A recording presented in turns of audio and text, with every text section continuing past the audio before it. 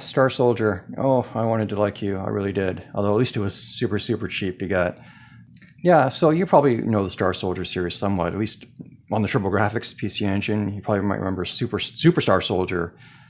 That was an early TurboGrafx title, and there was like Final Soldier. And then one I bought was Soldier Blade, which would have been near the end of the TurboGrafx duo's life cycle. Came in, the cardboard box, and but Soldier Blade was such a gorgeous game, so well designed, so much fun.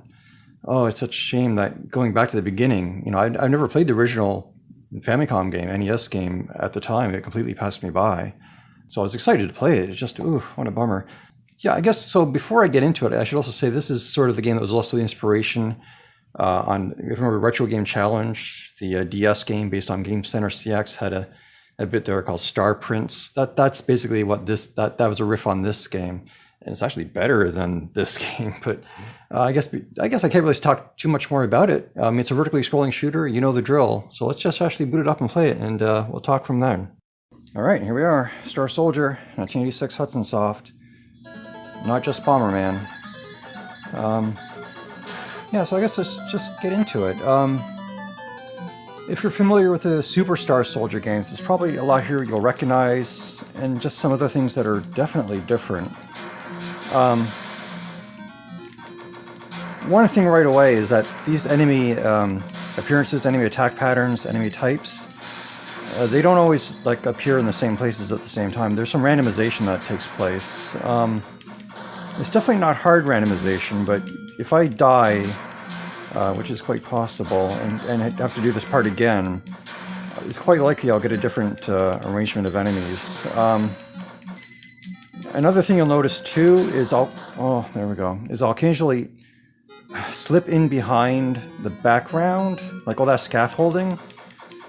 You can sort of go on top of it and underneath it, and that's interesting in the sense that when you're underneath it, your shots are blocked, but so are the enemy shots. And I think you're also safe from collisions, but you also can't pick up power-ups. It's very strange, and all the more strange because I find it hard to deliberately control. If you go on top one, it's hard to do deliberately. It's like a back and forth, oh, there we go, a back and forth kind of thing, but, so it's frustrating. I can't remember the other thing I was going to say, but, yeah, there's only one sort of stage of power-ups, and they don't appear like floating. You have to shoot them from the stage.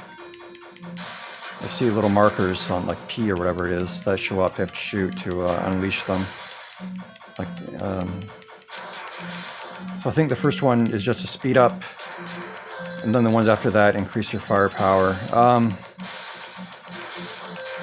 trying to concentrate a little bit as I do this because this is not an easy game at all. I find it really difficult and kind of unfair a lot of the time too, to be honest. I think that's the big thing about it, is it very often feels very unfair.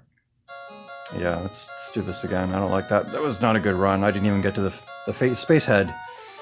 Let's get to the big space head at least before. And if I can get the first boss, that'd be good. If I can get through the boss.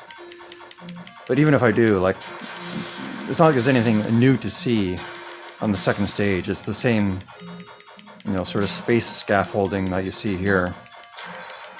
There's not a lot of variety in this game, to be honest. It sort of really cements a lot of my feelings about why 8-bit shooters are really not that great, to be honest. I'd really rather play the 16-bit versions, whether it's on the TurboGrafx or Super Nintendo or whatever. I mean,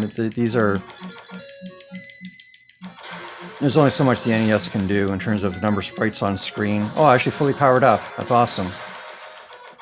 That means it's very, very likely I'll get to the boss at least, as long as I don't collide with anything. I'm feeling pretty good about this now. So if I can clear the first boss, I'll be happy. And here we get the space head. Oh, that's really... I almost ate it right there. Because when those bits come together, they're lethal. It's still a collision. Okay, there we go. Okay, I just have to avoid these guys. I have to be really careful. Like I said, some of them come in so fast and without warning, because again, you can't really memorize the patterns like you can on a standard scrolling shooter, because there's a certain amount of randomization that takes place. So, okay, here we go. Attack the star brain. Okay, as long as I don't get hit by one of those big bullets, I should be good to go here. Come on, go down. There we go. Whew. What happens if I don't do it? Like, the only reason I was putting pressure on is because there's a very limited amount of time you can fight the boss, and then he goes away, and it'll warp you back to the start of the stage. So, I'm very happy to have done that.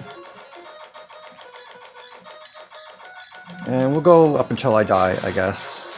Because truthfully, there isn't a lot more to see in this game, to be honest. Like, this isn't like a more ambitious scrolling shooter with variable kind of backgrounds and places to go, things to see. This is just space scaffolding and a lot of the same targets. Yeah, there's not much more to see in this game, unfortunately. It's kind of amazing how much they improved on it with the Superstar Soldier, which would, I guess, would be the next one in the series on the TurboGrafx. You know, they took some elements in this, but they really improved it. Oh, there we go. Yeah, that's it. All right, I'm actually, I usually play for a little bit longer than this. It's only been a handful of minutes, but there's so little more to see that I would just be wasting your time. So I'm going to call it now. I'm outside of this, and we'll get you home. Like I said, yeah, I wish I liked this game more, because I like the games further in on the series, but this, this first game is not great. Sort of the Alpha Mission thing. With Alpha Mission 2, I really quite like, although it's really hard too, but the original Alpha Mission is not so awesome. Yeah, let's pass out of this. I'm sorry, I keep playing, but I guess I just don't like giving up too early without at least getting a game over. Sort of goes against my instinct to just give up. There we go. You settled it for me. All right, let's get you home. All right, that was Star Soldier. Yeah, wow, a bit of a bummer, I guess. But at least it was super, super cheap, and it's kind of a neat cart to have. But yeah, I can't really say much more about it other than, well, it's a shame that I had 2 bummer titles in a row. But I think next time we'll have more fun. So hopefully I'll catch you then. Thanks for watching. Take care.